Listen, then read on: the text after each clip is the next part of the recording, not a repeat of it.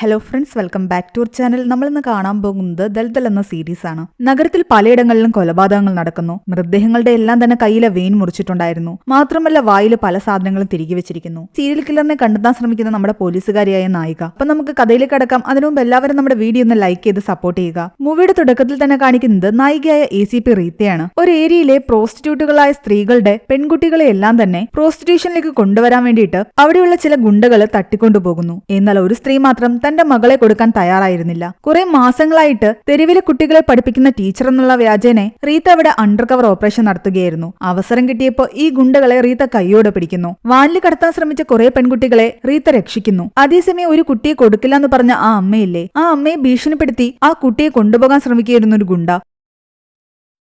റീത്ത അവിടെ എത്തുമ്പോഴേക്കും ആ ഗുണ്ടയാകട്ടെ ആ സ്ത്രീയെ കൊല്ലുമെന്ന് പറഞ്ഞ് റീത്തയെ ഭീഷണിപ്പെടുത്തുന്നുണ്ട്. എന്നാൽ താൻ മരിച്ചാലും തന്റെ മകളെ രക്ഷിക്കണമെന്ന് പറഞ്ഞിട്ട് ആ സ്ത്രീ ആ ഗുണ്ടയെ അടിച്ചിടാൻ ശ്രമിക്കുന്നു. അതിനിടയിൽ അവരുടെ കാല് വഴുതി അവർ താഴേക്ക് വീഴുന്നു. കറക്റ്റ് സമയത്ത് റീത്ത ആ ഗുണ്ടയെ ഷൂട്ട് ചെയ്യുകയും ആ പെൺകുട്ടിയെങ്കിലും അവിടെ നിന്ന് രക്ഷിക്കുകയും ചെയ്തു. റീത്ത അവിടെ നിന്ന് രക്ഷിച്ചെടുത്ത പെൺകുട്ടികളെ എല്ലാം തന്നെ ഒരു ഓർഫനേജിലേക്കാണ് തൽക്കാലം റീത്ത കൊണ്ടുപോകുന്നത്. റീത്ത ആദ്യം കുറെ കാലങ്ങളായിട്ട് റിലേഷൻഷിപ്പിലായിരുന്നു. എന്നാൽ ഇപ്പോൾ ഇവർക്കിടയിൽ കാര്യങ്ങളൊന്നും ശരിയല്ല. അതുകൊണ്ട് ബ്രേക്കപ്പ് ആവാനുള്ള തീരുമാനത്തിലാണ് ഇവർ. എന്നാൽ ആദിയുടെ അമ്മയാകട്ടെ എത്രയും പെട്ടെന്ന് ഇവർ വിവാഹം കഴിക്കണമെന്നാണ് ആഗ്രഹിച്ചിരിക്കുന്നത്. അമ്മയോട് ഇവർക്കിടയിലെ പ്രശ്നങ്ങളൊന്നും തന്നെ ഇവർ തൽക്കാലം തുറന്നു പറഞ്ഞിട്ടുണ്ടായിരുന്നില്ല. ACP റീത്ത ഈ പെൺകുട്ടികളെ രക്ഷിച്ച ന്യൂസ് മീഡിയയിലെല്ലാം തന്നെ കാണിക്കുകയാണ്. അതിൽ ഏറ്റവും കൂടുതൽ അസൂയ ഉണ്ടായിരുന്നത് വിക്രം എന്ന് പറയുന്ന ഈ ഒരു ACPക്കായിരുന്നു. ഇവള് നടത്തിയ ഈ ഒരു ഓപ്പറേഷൻ കാരണം ഉറപ്പായിട്ടും എനിക്ക് കിട്ടേണ്ട പ്രൊമോഷൻ അവൾക്കായിരിക്കും കിട്ടാൻ പോകുന്നതെന്ന്. രണ്ടുപേരും DCP പദവിയിലേക്ക് പോകാൻ ആഗ്രഹിക്കുന്നവരാണ്. അതുകൊണ്ട് റീത്തയുടെ അയാൾക്ക് നല്ല അസൂയ തോന്നിയിരുന്നു. എന്നാൽ അന്ന് രാത്രി റീത്തയാകട്ടെ എന്റെ ഫോണിൽ ഡോക്ടർ എന്ന പേരിൽ സേവ് ചെയ്തിരുന്ന ഒരാളെ കോൾ ചെയ്യുന്നു. റീത്തയ്ക്ക് ഇടയ്ക്ക് ഡ്രഗ്സ് കൊടുക്കുന്നത് അയാളായിരുന്നു. പലപ്പോഴും ഡ്രഗ് ഉപയോഗിക്കുമായിരുന്നു. എന്നാൽ എങ്ങനെയെങ്കിലും അതിൽ നിന്നൊക്കെ അവൾക്കൊരു മോചനം കിട്ടണമെന്ന് അവൾ ആഗ്രഹിച്ചിട്ടുണ്ടായിരുന്നു. വല്ലാതെ അവൾ ഡിപ്രസ്ഡ് ആയിരിക്കുന്ന ദിവസങ്ങളിൽ അവൾ ഡ്രഗ്സ് യൂസ് ചെയ്യും. അതിനു വേണ്ടിയിട്ടാണ് അവൾ ഇയാളെ വിളിക്കുന്നതും. അയാളാകട്ടെ തന്റെ ഫോണിൽ അവളുടെ പേര് പേഷ്യന്റ് എന്നായിരുന്നു സേവ് ചെയ്തിരുന്നത്. റീത്ത വിളിച്ചതും അയാൾ കടൽ തീരത്തേക്ക് വരാൻ അവളോട് പറയുന്നു. അങ്ങനെ അവൾ അയാൾക്ക് വേണ്ടി വെയിറ്റ് ചെയ്തിരിക്കുകയായിരുന്നു. ഓൾറെഡി ചൈൽഡ്ഹുഡിൽ ഒരുപാട് ട്രോമ അനുഭവിച്ച ഒരു പെൺകുട്ടിയാണ് റീത്ത. ഇടയ്ക്കിടയ്ക്ക് അവളുടെ അമ്മയുടെ ഓർമ്മകൾ അവളുടെ മനസ്സിലേക്ക് വരും. അങ്ങനെ അവൾ കടൽ തീരത്തിരിക്കുന്ന സമയത്ത് ഒരാളാകട്ടെ അവിടെ ഉണ്ടായിരുന്ന നായ്ക്കൾക്കൊക്കെ തന്നെ ആഹാരം കൊടുത്തുകൊണ്ടിരിക്കുകയാണ്. അയാൾ റീത്തയെ കണ്ടിട്ട് റീത്തയോട് വന്ന് നിങ്ങൾ പോലീസ് അല്ലേ എന്ന് ചോദിച്ച് സംസാരിക്കാൻ തുടങ്ങി. എന്നിട്ട് അയാളാകട്ടെ താൻ നേരിടുന്ന ഒരു പ്രശ്നത്തെ പറ്റി അവളോട് പറയുന്നു. അവിടെ ഉണ്ടായിരുന്ന തെരുവ് നായ്ക്കൾക്കെല്ലാം തന്നെ ഇയാൾ ആഹാരം കൊടുക്കുമായിരുന്നു. അതും വേവിച്ച ആഹാരം. ഓരോ നായ്ക്കൾക്കും ഓരോ രീതിയിലാണ് അതിഷ്ടം. ആ രീതിയിലായിരുന്നു അയാൾ കൊടുത്തുകൊണ്ടിരുന്നത്. പക്ഷേ ഈ അടുത്തിടെ തന്റെ നായ്ക്കൾക്ക് പച്ചമാംസം ആരോ കൊടുക്കുന്നുണ്ട്. അത് ആരാണെന്ന് തനിക്കറിയില്ല. ആരാണെങ്കിലും അയാൾ ചെയ്യുന്നത് തെറ്റാണ്. അതുമൂലം എന്റെ നായ്ക്കൾക്ക് പല പ്രശ്നങ്ങളും ഉണ്ടാകുന്നുണ്ട്. ഓൾറെഡി ഡ്രഗ്സിന് വേണ്ടി വെയിറ്റ് ചെയ്തിരിക്കുന്ന റീത്ത എടുത്ത് ഇയാൾ വന്നിങ്ങനെ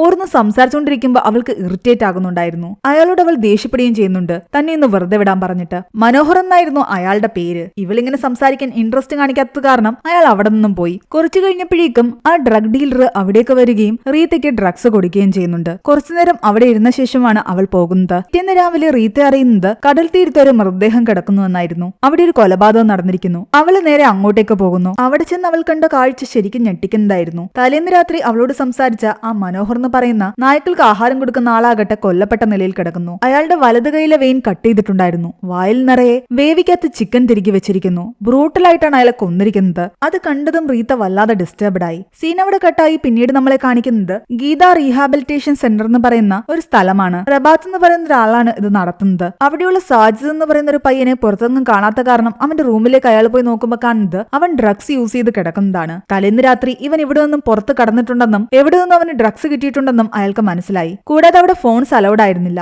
എന്നാൽ അവന്റെ ബെഡിന്റെ അടുത്ത് നിന്നും അയാൾക്കൊരു ഫോൺ കിട്ടി. അവൻ അറിയാതെ അയാൾ ആ ഫോൺ എടുത്ത് മാറ്റി. അവൻ ഉണർന്നു കഴിഞ്ഞപ്പോൾ അയാൾ ചോദിക്കുന്നുണ്ട്, നീ എന്തിനാ പുറത്തു പോയതെന്ന്. അവനതിൽ ഒരുപാട് കുറ്റബോധം ഉണ്ടായിരുന്നു. അവൻ വിഷമത്തോടുകൂടി അയാളോട് പറയുന്നുണ്ട്, എനിക്ക് ഇവിടെ നിൽക്കാൻ ഒട്ടും ഇഷ്ടമല്ല, നമുക്ക് വീട്ടിലേക്ക് പോകാമെന്ന്. അനാഥനായ അവനെ അയാൾ ഇടയ്ക്കിടയ്ക്ക് സ്വന്തം വീട്ടിൽ കുറച്ചു കാലം കൊണ്ട് നിർത്തുമായിരുന്നു. അവൻ ഇവിടെ നിൽക്കാൻ വയ്യെങ്കിൽ കുറച്ചുനാള് എന്റെ അടുത്ത് വന്ന് നിന്നുകൊള്ളാൻ അയാൾ പറയുന്നുണ്ട്. റീത്ത രക്ഷിച്ചുകൊണ്ടുവന്ന ആ പെൺകുട്ടികളാകട്ടെ അനാഥാലയത്തിൽ പ്രശ്നങ്ങൾ ഉണ്ടാക്കുകയാണ്. ഞങ്ങൾക്ക് ഞങ്ങളുടെ അമ്മമാരെ കാണണമെന്ന് പറഞ്ഞിട്ട്, ഇല്ലെങ്കിൽ ആഹാരം കഴിക്കില്ല എന്ന്. എന്നാൽ റീത്ത അവരോട് പറയുന്നുണ്ട്, ഉറപ്പായിട്ടും നിങ്ങളുടെ അമ്മമാരെ നിങ്ങളുടെ അടുത്തേക്ക് ഞാൻ കൊണ്ടുവരുമെന്നും തൽക്കാലം ഇപ്പൊ ആഹാരം കഴിക്കാനും. പെൺകുട്ടികൾ ഇപ്പൊ ഈ പ്രശ്നം ഉണ്ടാക്കാൻ കാരണം എന്താണെന്ന് ചോദിച്ചപ്പോൾ അവിടുത്തെ അധികൃതർ റീത്തയോട് പറയുന്നുണ്ട്, ഇവരെ കാണാൻ ഒരു സ്ത്രീ വന്നിട്ടുണ്ടായിരുന്നു എന്ന്. അവരാണ് ഈ പെൺകുട്ടികളോട് പറഞ്ഞത്, ഈ പെൺകുട്ടികൾ ഇനി ഇവിടെ ഒരുപാട് പ്രശ്നം നേരിടുമെന്നും ആർക്കും അമ്മയെ കാണാൻ പറ്റില്ല എന്നും. അത് കാരണമാണ് ഈ പെൺകുട്ടികളെല്ലാം വയലന്റ് ആകാൻ തുടങ്ങിയത്. CCTV വിഷ്വൽസ് റീത്ത ചെക്ക് ചെയ്യുന്നു. ഒരു ലേഡി തേടി വന്ന് ഇവരോട് സംസാരിക്കുന്നതായിട്ട് ആ വിഷ്വൽസില് റീത്ത കാണുന്നുണ്ട്. അതിനിടയ്ക്ക് റീത്തയെ തന്റെ സീനിയർ വിളിച്ചിട്ട് പറയുന്നുണ്ട് ലാസ്റ്റ് നടത്തിയ അവളുടെ ഓപ്പറേഷൻസ് എല്ലാം തന്നെ വെച്ച് നോക്കുമ്പോൾ അവൾക്കാണ് പ്രൊമോഷൻ കിട്ടാൻ യോഗ്യതയെന്നും അതുകൊണ്ട് അവളെ DCP ആയിട്ട് പ്രൊമോട്ട് ചെയ്തിട്ടുണ്ടെന്നും. ആ ഡ്രസ് ഇട്ട് കണ്ണാടിയുടെ മുൻപിൽ അവൾ നിൽക്കുമ്പോഴും അവളുടെ മനസ്സിലൂടെ കടന്നു വരുന്നത് അവളുടെ അമ്മയുടെ ചിത്രങ്ങളായിരുന്നു. ഇസബെൽ എന്നാണ് അവളുടെ അമ്മയുടെ പേര്. അവരും ഒരു പോലീസ് ഓഫീസർ ആയിരുന്നു. എന്നാൽ അവൾക്കാകട്ടെ ഒരിക്കലും ഒരു പോലീസ് ഓഫീസർ ആകാൻ ആഗ്രഹം ഉണ്ടായിരുന്നില്ല.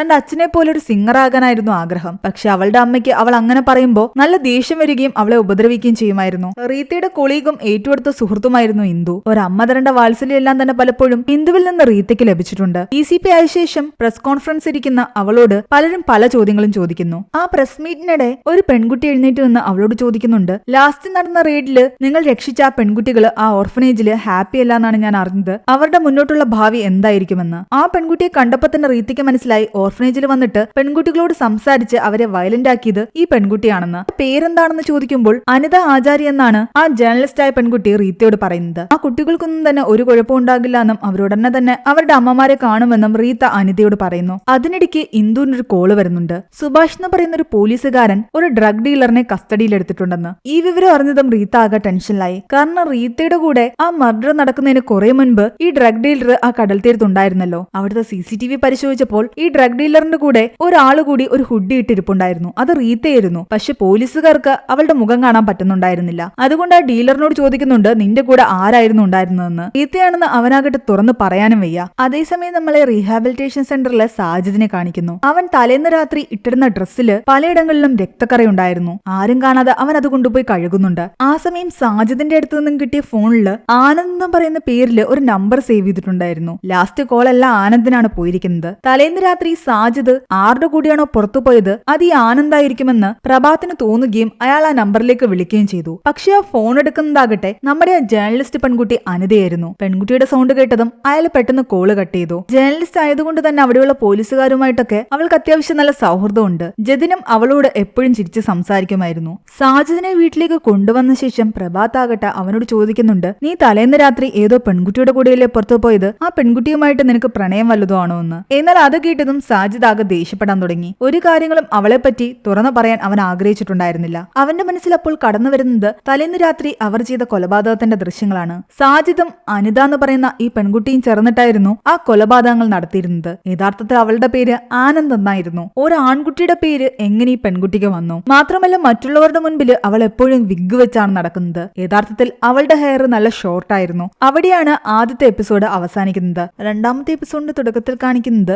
റീഹാബിലിറ്റേഷൻ സെന്ററിലെ സെക്യൂരിറ്റിക്ക് കുറച്ച് കൈക്കൂലിയും കൊടുത്തിട്ട് രാത്രിയിൽ എങ്ങനെയാണ് സാജിദ് പുറത്ത് കടന്നതെന്നും പിന്നീട് അനിത എന്ന് വിളിക്കുന്ന ആനന്ദിന്റെ അടുത്തേക്ക് അവൻ എങ്ങനെയാണ് എത്തിയതെന്നും. മനോഹർ ആഹാരം കൊടുത്തുകൊണ്ടിരുന്ന ആ നായ്ക്കൾക്ക് പച്ചമാംസം കൊടുത്തുകൊണ്ടിരുന്നത് ഈ ജേർണലിസ്റ്റ് പെൺകുട്ടിയായിരുന്നു. റീത്ത അവിടെ വന്ന് സംസാരിച്ചിട്ട് ആ ഡ്രഗ്സ് ഒക്കെ വാങ്ങി തിരിച്ചു പോയ ശേഷം മനോഹർ അവിടെ തന്നെ ഉണ്ടായിരുന്നു. ഇവർ നായ്ക്കൾക്ക് ആഹാരം കൊടുക്കുന്ന കണ്ടിട്ട് മനോഹർ പോയി അവരോട് ചോദ്യം ചെയ്യുന്നു. നായ്ക്കൾക്ക് എന്തിനാണ് വേവിക്കാത്ത ആഹാരം കൊടുക്കുന്നതെന്ന് പറഞ്ഞിട്ട് അയാൾ അത് ചോദ്യം ചെയ്തതും അനിതയും സാജിദും ചേർന്നിട്ട് അയാളെ ക്രൂരമായി കൊല്ലുകയായിരുന്നു. സാജിദിനോട് അവൾ ബാക്കിൽ നിന്ന് പിടിക്കാൻ പറഞ്ഞിട്ട് അവൾ തന്നെയാണ് അയാളുടെ വലത് കൈയില് കത്തി ഉപയോഗിച്ച് മുറിവുകൾ ഉണ്ടാക്കുകയും അയാളുടെ വായില് ചിക്കൻ തിരികെ വെക്കുന്നതും. കൊല നടത്തിയ ശേഷം അയാളുടെ വാളറ്റ് എടുത്തുകൊണ്ടാണ് അവർ പോകുന്നത്. സാജിദ് അനിതയെ ഒരുപാട് സ്നേഹിക്കുന്നുണ്ടായിരുന്നു. അവൾ പറയുന്നതെന്തും അവൻ ചെയ്യുമായിരുന്നു. താൻ ഈ ചെയ്യുന്നതൊക്കെ തെറ്റാണെന്ന് അവൻ അറിയാം. എന്നാൽ പലപ്പോഴും അനിതയ്ക്ക് വേണ്ടിയിട്ട് അവൾ പറയുന്നതെല്ലാം അവന് ചെയ്യേണ്ടി വന്നിട്ടുണ്ട്. അവന് പ്രഭാത്തിനോട് ഒരു വല്ലാത്ത സ്നേഹം ഉണ്ടായിരുന്നു. കൊല നടന്നതിന്റെ അന്ന് രാത്രിയില് ആ ബീച്ചിലുണ്ടായിരുന്ന ഒരു ഡ്രഗ് ഡീലറിനെ സുഭാഷ് പിടിച്ചു എന്നറിഞ്ഞിട്ട് റീത്ത അവിടേക്ക് എത്തിയിട്ടുണ്ടായിരുന്നു. അവന്റെ കൂടെ താനായിരുന്നു ആ സമയത്ത് അവിടെ ഉണ്ടായിരുന്നതെന്ന് പോലീസുകാർ അറിഞ്ഞു കഴിഞ്ഞാൽ മോശമാണെന്ന് റീത്തയ്ക്ക് അറിയാം. റീത്തയെ കണ്ടതും ആ ഡ്രഗ് ഡീലർ ആകട്ടെ അവളുടെ മുഖത്തേക്കൊന്ന് നോക്കിയ ശേഷം തന്റെ കൂടെ ഉണ്ടായിരുന്നത് ആരാണെന്നൊന്നും എനിക്ക് കറക്റ്റായിട്ട് ഓർമ്മയില്ല. തന്നെ പല ആൾക്കാരും വിളിക്കാറുണ്ട്. ഓൾറെഡി താനും നല്ല ഡ്രഗ്സിന്റെ ലഹരിയിലിരിക്കുമ്പോഴായിരിക്കും വിളിക്കുന്നത്. അതുകൊണ്ട് പലർക്കും കൊണ്ടു കൊടുക്കുമെന്നല്ലാതെ ആൾക്കാരുടെ മുഖമൊന്നും താൻ ഓർത്തിരിക്കാറില്ല എന്ന് അയാൾ ഒരു കള്ളം പറയുന്നു. റീത്തയുടെ മുന്നിൽ വെച്ചിട്ട് അവള് തന്നെയായിരുന്നു കൂടെ ഉണ്ടായിരുന്നെന്ന് പറയാൻ പറ്റില്ലല്ലോ. എന്തായാലും തൽക്കാലം തന്റെ പേര് പുറത്തു വരാതിരിക്കാൻ റീത്ത അയാളെ അവിടെ നിന്ന് പറഞ്ഞു വിടുന്നു. എന്നിട്ട് സുഭാഷിനോട് പറയുന്നുണ്ട് ഇവൻ ഈ കേസുമായിട്ട് ബന്ധമൊന്നുള്ളതായിട്ട് തനിക്ക് തോന്നുന്നില്ല എന്ന്. സുഭാഷിന് അത് അത്രയും കൂട്ടി ഇഷ്ടപ്പെട്ടില്ല. എന്താണെങ്കിലും ഈ ഡ്രഗ് ഡീലറിന്റെ മേളില് സുഭാഷ് ഒരു കണ്ണ് വെച്ചിട്ടുണ്ടായിരുന്നു. DCP നിന്ന് DCP ആയിട്ട് അവൾ മാറിയിട്ടുണ്ടായിരുന്നെങ്കിലും അവളുടെ സീനിയറിന് അവളെ വലിയ കേസുകളൊന്നും ഏൽപ്പിക്കാൻ വലിയ താല്പര്യം ഉണ്ടായിരുന്നില്ല. മറ്റുള്ളവരുടെ മുന്നിൽ ഞങ്ങൾ സ്ത്രീകളെ ഒരുപാട് സപ്പോർട്ട് ചെയ്യുന്നു എന്ന് കാണിക്കാനായിരുന്നു അയാൾ അവൾക്ക് പ്രൊമോഷനൊക്കെ കൊടുത്തത്. സീനവിടെ കട്ടായിട്ട് വീണ്ടും നമ്മളെ അനിതയെ കാണിക്കുന്നുണ്ട്. അവൾ തന്റെ വീട്ടിലേക്ക് വന്നിട്ട് അകത്തു നിന്ന് വീടെല്ലാം നല്ല ഭദ്രമായി പൂട്ടുന്നു. വീടിനുള്ളിലെല്ലാം തന്നെ അവൾ ക്യാമറ വെച്ചിട്ടുണ്ടായിരുന്നു. വീട്ടിലെത്തിയ ഉടനെ തന്റെ വിഗൊക്കെ എടുത്തു മാറ്റിയിട്ട് അവിടെ ശരീരം തളർന്നു കിടക്കുന്ന തന്റെ അങ്കിളിനെ ശുശ്രൂഷിക്കുന്നു. അവളുടെ ഗ്രാൻഡ്മയും അവിടെയുണ്ട്. അവൾക്ക് അച്ഛനും അമ്മയും ഒന്നും തന്നെ ഉണ്ടായിരുന്നില്ല. അവളുടേതെന്ന് പറയാൻ അവൾക്ക് ഈ ഗ്രാൻഡ്മയും അങ്കിളും മാത്രമേ ഉണ്ടായിരുന്നുള്ളൂ. പക്ഷെ അവരോടുള്ള അവളുടെ പെരുമാറ്റം അത്ര നല്ലതായിരുന്നില്ല. അങ്കിളിനോട് എന്തോ ദേഷ്യമുള്ള പോലെയായിരുന്നു എപ്പോഴും അവൾ സംസാരിച്ചു കൊണ്ടിരുന്നത്. തന്റെ റൂമിലിരുന്ന് അവൾ തയ്യാറാക്കിയിരുന്ന പത്ര റിപ്പോർട്ടുകളെല്ലാം തന്നെ ചെക്ക് ചെയ്യുന്നു. ഒരുപാട് റിപ്പോർട്ടുകൾ അവൾ ഇതിനു മുമ്പ് ചെയ്തിട്ടുണ്ട്. സമൂഹത്തിൽ നല്ല കാര്യം ചെയ്യുന്ന ഒരുപാട് പേരെ കുറിച്ചായിരുന്നു അവൾ എഴുതിയിരുന്നത്. സ്ട്രീറ്റിലുള്ള കുട്ടികൾക്ക് ആഹാരം കൊണ്ടു കൊടുക്കുന്നവരും സ്ട്രീറ്റിലുള്ള കുട്ടികൾക്ക് വിദ്യാഭ്യാസം കൊടുക്കുന്നവരും അതുപോലെ തന്നെ അനാഥരായ പലരെ ഹെൽപ്പ് ചെയ്യുകയും ഒക്കെ ചെയ്യുന്ന ആൾക്കാർ. പക്ഷെ ഇവരെ കുറിച്ചെല്ലാം നല്ലത് എഴുതിയ ശേഷം അത് കഴിഞ്ഞുള്ള കുറച്ചുള്ള ദിവസങ്ങളിൽ അവരുടെ എല്ലാം മരണവാർത്തയുമായിരുന്നു അവൾ റിപ്പോർട്ട് ചെയ്തിരുന്നത്. അതായത് അങ്ങനെ നല്ല കാര്യം ചെയ്യുന്നവരെല്ലാം തന്നെ അവൾ കുറച്ചുനാൾ കഴിഞ്ഞിട്ട് കൊന്നിട്ടും ഉണ്ടായിരുന്നു. കൂട്ടത്തിലായിരുന്നു അവസാനമായിട്ട് കൊന്ന ഈ മനോഹറും ഉണ്ടായിരുന്നത്. ഇവിടെ മരിച്ചുപോയ മനോഹറിന്റെ ഫോണെല്ലാം തന്നെ പരിശോധിക്കുമ്പോൾ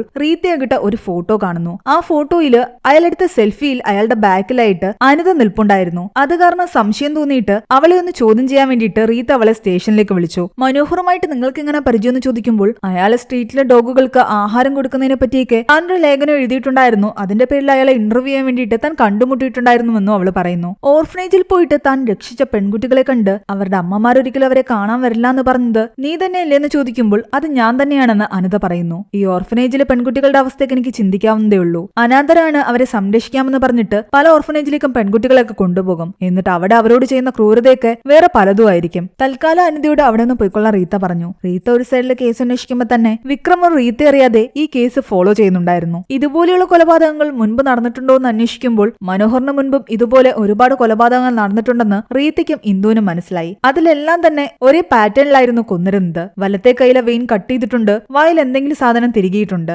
എല്ലാവരും സമൂഹത്തിൽ ചില നല്ല കാര്യങ്ങൾ ചെയ്തുകൊണ്ടിരുന്നവരാണ്. പാവപ്പെട്ട ആൾക്കാർക്ക് ആഹാരം കൊടുത്തവരും തെരുവിലെ കുട്ടികൾക്ക് വിദ്യാഭ്യാസം കൊടുത്തവരും ഒക്കെ തന്നെ. എന്തിന് അങ്ങനെയുള്ള ആൾക്കാരെ ഈ കില്ലർ കൊല്ലണമെന്ന് റീത്തയ്ക്ക് എത്ര ആലോചിച്ചിട്ടും മനസ്സിലായില്ല. അനിതയാകട്ടെ സാജിദിനെ കുറെ തവണ വിളിച്ചിട്ടും അവൻ ഫോൺ എടുക്കാത്ത കാരണം അവൻ പ്രഭാത്തിന്റെ വീട്ടിലാണെന്ന് മനസ്സിലാക്കി രാത്രിയിൽ അവിടേക്ക് കയറി വരുന്നു. നിന്റെ ഫോൺ എവിടെയെന്ന് അവൾ ചോദിക്കുന്നു. എന്നാൽ സാജിദ് പറയുന്നുണ്ട്, നീ എന്തിനാ ഇങ്ങോട്ടേക്ക് വന്നത്? എന്റെ സാറ് കണ്ടു കഴിഞ്ഞാൽ അത് വലിയ പ്രശ്നമാകും, അതുകൊണ്ട് ഇവിടെ നിന്ന് പോകാൻ. നിന്റെ ഫോൺ എവിടെ? അയാൾ നിന്റെ ഫോൺ എടുത്തോന്ന് ചോദിക്കുമ്പോൾ അവൻ പറയുന്നുണ്ട്, അന്ന് രാത്രി ഞാൻ പോയ വഴിക്ക് നഷ്ടപ്പെട്ടിട്ടുണ്ടാകും, ആ ഫോൺ നോക്കിയിട്ട് കാണുന്നില്ല എന്ന്. ഇവൻ ഉറങ്ങിക്കിടന്ന സമയത്ത് അവന്റെ അടുത്ത് നിന്നും ഈ ഫോൺ പ്രഭാത്തിന് കിട്ടിയതൊന്നും തന്നെ അവൻ അറിയില്ലായിരുന്നു. ഞാൻ ഉറക്കത്തിൽ നിന്റെ പേര് പറയുന്ന കേട്ടിട്ട് സാർ എന്നോട് ആനന്ദ് ആരാണെന്നൊക്കെ ചോദിച്ചു, അതുകൊണ്ട് നിന്നെ കണ്ടു കഴിഞ്ഞാൽ വലിയ പ്രശ്നമാകും, നീ ഇവിടെ നിന്ന് പൊയ്ക്കോന്നൊക്കെ അവൻ പറയുന്നുണ്ട്. എന്നാൽ അവള് പറയുന്നു, നിന്റെ ഫോൺ മിസ്സായിട്ടുണ്ടാകാൻ ചാൻസ് ഇല്ല, അയാൾ എടുത്തതായിരിക്കും. എന്റെ ഫോണിലേക്ക് 1-2 തവണ കോള് വന്നിട്ടുണ്ടായിരുന്നു. അയാളും മറ്റുള്ളവരെ പോലെ തന്നെയാണ്, നീ ഇവിടെ നിൽക്കണ്ട, എന്റെ കൂടെ വാന്ന് പറഞ്ഞിട്ടും അവൻ കേൾക്കുന്നില്ല. അയാൾ നല്ലവനാണെന്ന് തന്നെയായിരുന്നു സാജിദ് പറയുന്നത്. ഈ ബഹളം കിട്ട് പ്രഭാത് അവിടേക്ക് വരുന്നു. അനിതയെ കണ്ടപ്പോ തന്നെ അയാൾക്ക് മനസ്സിലായി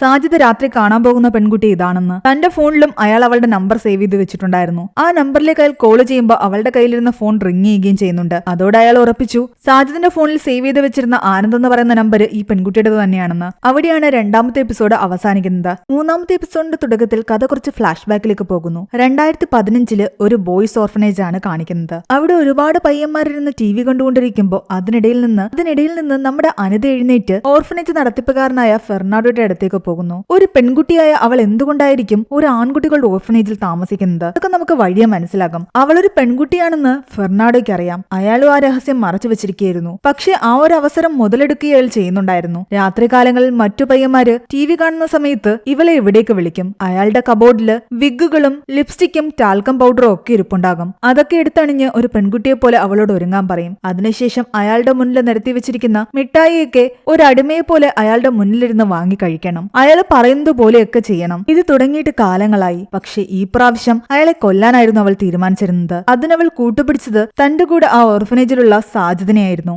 സാജിദ് അയാളെ പിറകിലൂടെ വന്ന് ആക്രമിക്കുമ്പോൾ അവൾ കയ്യിൽ കരുതിയിരുന്ന കത്തി ഉപയോഗിച്ച് അയാളുടെ വലത് കൈയിലെ ഞരമ്പ് മുറിക്കുന്നു. എന്നിട്ട് അവളെ കൊണ്ട് അയാൾ കഴിപ്പിച്ചുകൊണ്ടിരുന്ന മിഠായിയെല്ലാം അയാളുടെ വായിൽ തിരികെ വെക്കുന്നു. അയാളെ കൊന്ന ശേഷം അന്ന് 2 പേരും അവിടെ നിന്നും പുറത്തു കടന്നു. ആ രാത്രിയില് അവരൊരുമിച്ച് ഒരുപാട് ടൈം സ്പെൻഡ് ചെയ്യുന്നു. സാജിദ് അവൾക്ക് ആഹാരം വാരി കൊടുക്കുന്നു. അവരുടെ ലൈഫിലെ തന്നെ ഏറ്റവും മനോഹരമായ ഓർമ്മകളായിരുന്നു അത്. ജീവിതത്തിൽ ഒരിക്കലും നീ എന്നെ വിട്ടു പോകരുതെന്ന് അവൾ അവനോട് പറയുമ്പോൾ അവൻ അതിനെല്ലാം ഉറപ്പ് കൊടുക്കുകയും ചെയ്യുന്നു. പക്ഷേ ഫെർണാഡോയുടെ മരണത്തിൽ അന്വേഷണം വന്നപ്പോൾ സാജിദ് ആകട്ടെ പിടികൊടുത്തു. ഈ കൊലപാതകം താൻ ഒറ്റയ്ക്ക് ചെയ്തതാണെന്ന് പറഞ്ഞു. അവനെ ജുവനൈൽ കോടതി ശിക്ഷിക്കുകയും അവൻ ജയിലിലേക്ക് പോവുകയും ചെയ്തു. എന്നാലും അനിതയാകട്ടെ അവനെ നിരന്തരം ഫോൺ ചെയ്യുമായിരുന്നു. എപ്പോഴും എന്റെ കൂടെ ഉണ്ടാകുമെന്ന് പറഞ്ഞിട്ട് നീ എന്തിനാ ഒറ്റയ്ക്ക് പിടികൊടുത്തതെന്ന് അവൾ ചോദിക്കുമ്പോൾ നിനക്ക് വേണ്ടി ഞാൻ എന്തും ചെയ്യുമെന്നായിരുന്നു സാജിദ് പറഞ്ഞിരുന്നത്. അവളെ ആരും ഉപദ്രവിക്കുന്നതോ അവൾ എന്തെങ്കിലും പ്രശ്നത്തിലാകുന്നതോ ഒന്നും തന്നെ സാജിദിന് സഹിക്കില്ലായിരുന്നു. ആ സംഭവത്തിന് ശേഷം ഓർഫനേജിൽ ഒറ്റയ്ക്കായ അവളെ ആകട്ടെ അവളുടെ അച്ഛന്റെ വീട്ടുകാർ കണ്ടെത്തുകയും കൂട്ടിക്കൊണ്ടു പോവുകയും ചെയ്യുന്നു. അവൾക്കൊരു ഗ്രാൻഡ്മയും അങ്കിളും അങ്കിളും ഉണ്ടെന്ന് അപ്പോഴാണ് അവൾ അറിയുന്നത്. ഒരുപാട് സന്തോഷത്തോടു കൂടിയായിരുന്നു അവൾ അവരുടെ കൂടെ പോകുന്നത്. എന്നാൽ അവർക്കാകട്ടെ ഇവളെ കൂട്ടിക്കൊണ്ടുപോകാൻ വലിയ താല്പര്യമൊന്നുമില്ല.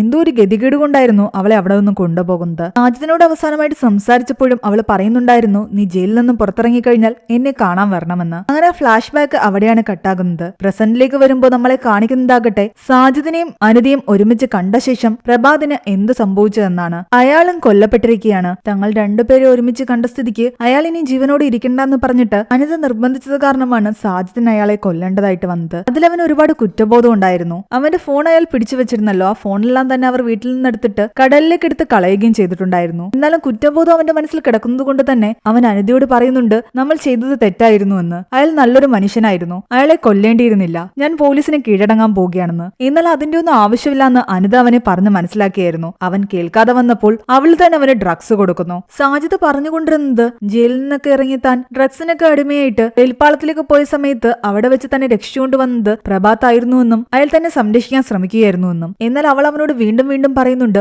ഓരോ തവണയും ഇങ്ങനെ പല ആൾക്കാരും നമ്മളെ സംരക്ഷിക്കാമെന്ന് പറഞ്ഞിട്ട് നമ്മളുടെ കൂടെ കൂട്ടും, എന്നിട്ട് അടിമകളോട് പെരുമാറുന്ന പോലെയാണ് നമ്മളോട് പെരുമാറുന്നത്. ഞാൻ നിന്നെ രക്ഷിച്ചില്ലേ, അതുകൊണ്ട് എനിക്ക് എന്തും നിന്നോട് ചെയ്യാമെന്നൊരു ചിന്ത അവരുടെ മനസ്സിൽ തോന്നും. ഇപ്പൊ നായ്ക്കൾക്ക് ആഹാരം കൊടുക്കുന്നവരാണെങ്കിലും ശരി, തെരുവിൽ കിടക്കുന്ന മനുഷ്യർക്ക് ആഹാരം കൊടുക്കുന്നവരാണെങ്കിലും ശരി, അവരെല്ലാവരും ഇങ്ങനെ തന്നെയാണ് ചിന്തിക്കുന്നത്, നമ്മൾ എന്നും അവരോട് കടപ്പെട്ട് തന്നെ ജീവിക്കണമെന്ന്. അങ്ങനെയുള്ള ആൾക്കാരോട് അനിതയ്ക്ക് ദേഷ്യമായിരുന്നു. അതുകൊണ്ടായിരുന്നു അവൾ അങ്ങനെയുള്ള ആൾക്കാരെ കൊന്നതും. പ്രഭാത്തിന്റെ മരണവാർത്ത അറിഞ്ഞ് റീത്തയും അവിടേക്ക് പരിശോധനയ്ക്കെത്തി. പ്രഭാത്തിന്റെ ഒരു റിലേറ്റീവ് വഴി അവർ അറിയുന്നുണ്ട് സാജിദ് എന്ന് പറയുന്ന ഒരു പയ്യൻ ഇവിടെ താമസിച്ചിരുന്നുവെന്നും അവന്റെ ഒരു ഡ്രഗ് അഡിക്റ്റ് ആയിരുന്നുവെന്നും. അവൻ തന്നെയായിരിക്കും ഇയാളെ കൊന്നതെന്നായിരുന്നു എല്ലാവരുടെയും ആദ്യത്തെ നിഗമനം. പക്ഷെ അവിടെ നിന്നും സാജിദിന്റെ അല്ലാത്ത മറ്റൊരു ഫിംഗർ പ്രിന്റ് കൂടി ഇവർക്ക് കിട്ടിയിട്ടുണ്ടായിരുന്നു. കൂടാതെ ഒരു ഹെയറിന്റെ സാമ്പിളും. നേരത്തെയുള്ള ബോഡികളിലെല്ലാം തന്നെ വലത്തെ കൈയിലായിരുന്നു കട്ട് ചെയ്തിട്ടുണ്ടായിരുന്നത്. എന്നാൽ ഈ പ്രാവശ്യം പ്രഭാത്തിന്റെ ബോഡിയിൽ ഇടത് കൈയിലാണ് കത്തി കൊണ്ട് മുറിച്ചിരിക്കുന്നത്. അയാളുടെ വായില് അയാളുടെ മൊബൈലും തിരികെ വെച്ചിട്ടുണ്ട്. തലേന്ന് രാത്രി പ്രഭാത്ത് തന്റെ ഡയറിയിൽ ആനന്ദ് എന്ന പേരിൽ ഒരു നമ്പർ എഴുതി വെച്ചിരിക്കുന്നത് ഇവരുടെ ശ്രദ്ധയിൽപ്പെടുന്നു. അങ്ങനെ ആരെങ്കിലും പറ്റി അയാൾ പറഞ്ഞിട്ടുണ്ടായിരുന്നു ചോദിക്കുമ്പോൾ ആ റിലേറ്റീവ് പറയുന്നുണ്ട്, അങ്ങനെ ആരെയും തനിക്കറിയില്ല എന്ന്. ഇത്തിയോട് തന്റെ സീനിയറെ വിളിച്ച് ഈ കേസിനെ പറ്റി സംസാരിക്കുന്നു. ACP വിക്രമും ഇതിനെപ്പറ്റി അന്വേഷിക്കുന്നുണ്ടായിരുന്നല്ലോ. അയാൾ ഇയാളോട് പറഞ്ഞിട്ടുണ്ടായിരുന്നത് കട്ടർ ഗ്യാങ് എന്നറിയപ്പെടുന്ന ഒരു ഗ്യാങ്ങിലെ മെമ്പേഴ്സിന്റെ പണിയാണെന്നാണ്. അവരാണ് സാധാരണ ഇങ്ങനെ കൊലപാതകങ്ങൾ നടത്തുന്നത്. പക്ഷെ ഇവിടെ നടന്ന കൊലപാതകത്തിനൊന്നും തന്നെ ഒരു മോട്ടീവ് കാണുന്നില്ല.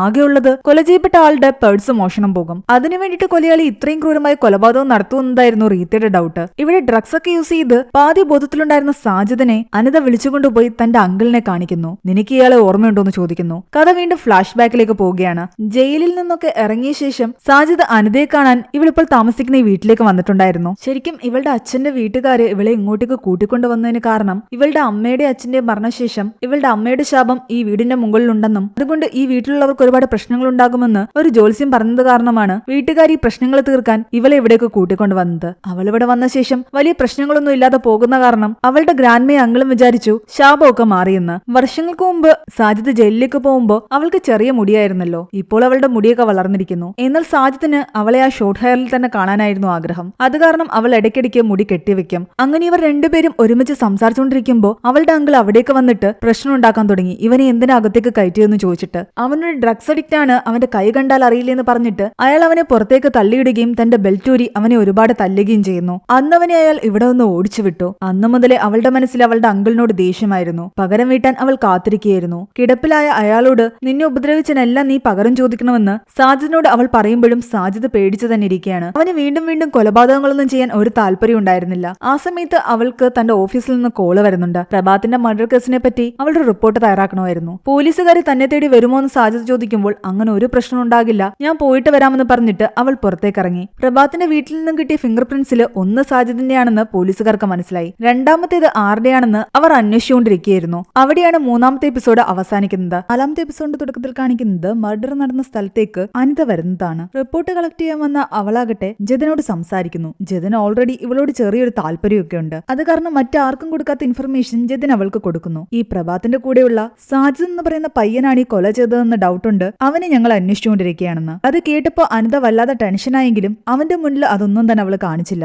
വിക്രമാകട്ടെ തന്റെ സീനിയറിനോട് പറയുന്നുണ്ട് താൻ അന്വേഷിച്ചപ്പോൾ ഈ സാജിദ് ചന്തു നായിക് എന്ന് പറയുന്ന ഒരാളുടെ ഗ്യാങ്ങിൽ ഉണ്ടായിരുന്നവനാണെന്നും ആ ഗ്യാങ്ങിലുള്ള ആൾക്കാര് മോഷണത്തിന് വേണ്ടിയിട്ട് ഇങ്ങനെ പലരെയും കൊല്ലാറുണ്ടെന്നും അതുകൊണ്ട് ഇതും മോഷണ ശ്രമം തന്നെ ആയിരിക്കുമെന്നാണ് വിക്രം പറയുന്നത്. സാജിദ് 2015 മുതൽ 2017 വരെ ജുവനൈൽ ഹോമിലായിരുന്നു. മോഷണ ശ്രമവും കൊലപാതകവും തന്നെയായിരുന്നു അന്നും അവന്റെ കേസ്. പക്ഷെ പ്രഭാത്തിന്റെ മരണത്തിന്റെ പിന്നിൽ ഒരു മോഷണ ശ്രമം മാത്രമാണെന്ന് റീത്തിക്ക് വിശ്വസിക്കാൻ താല്പര്യം ഉണ്ടായിരുന്നില്ല. എന്നാൽ അവളുടെ സീനിയർ ആകട്ടെ അവളോട് പറയുന്നത് സാജിദിനെ പിടിച്ചു കഴിഞ്ഞാൽ ഈ കേസ് ക്ലോസ് ചെയ്യാമെന്നാണ്. എന്താണെങ്കിലും വിക്രം പറഞ്ഞ ചന്തു നായിക്കിനെ പറ്റി റീത്ത അന്വേഷിക്കുന്നു. അയാള് നേരത്തെ വലിയ ഗ്യാങ്ങിലൊക്കെ ഉണ്ടായിരുന്ന ആളാണെങ്കിലും ഇപ്പോൾ വയസ്സായ കാരണം പണ്ട് അണ്ടർവേൾഡിൽ ഉണ്ടായിരുന്ന ആൾക്കാരുടെ കഥയൊക്കെ സിനിമ എടുക്കുന്നവരോടും മറ്റും പറഞ്ഞ് അങ്ങനെയാണ് കാശ് സമ്പാദിച്ചുകൊണ്ടിരിക്കുന്നത്. അയാളെപ്പറ്റി എന്തായാലും കൂടുതൽ അന്വേഷിക്കാൻ റീത്ത തീരുമാനിച്ചു. അതിന്റെ ഇടയ്ക്ക് അനിത വീട്ടിൽ തിരിച്ചെത്തിയപ്പോൾ അവിടെ സാജിദ് ഉണ്ടായിരുന്നില്ല. അവൻ വീടിന്റെ മതിൽ ചാടി രക്ഷപ്പെട്ടിരിക്കുന്നു. പോലീസിലെങ്ങാനും പോയി അവൻ സറണ്ടർ ചെയ്യുമെന്ന് അവൾക്ക് പേടിയുണ്ടായിരുന്നു. റീത്ത വീണ്ടും പഴയ കേസിന്റെ ഫോട്ടോസ് ഒക്കെ എടുത്ത് നോക്കുന്നുണ്ട്. പ്രഭാത്തിനെ കൊന്നത് സാജിദ് ആണെങ്കിൽ അവൻ പ്രഭാത്തിന്റെ ലെഫ്റ്റ് ഹാൻഡിലാണ് കട്ട് ചെയ്തിരിക്കുന്നത്. ആ കട്ട് കാണുമ്പോൾ തന്നെ അറിയാമായിരുന്നു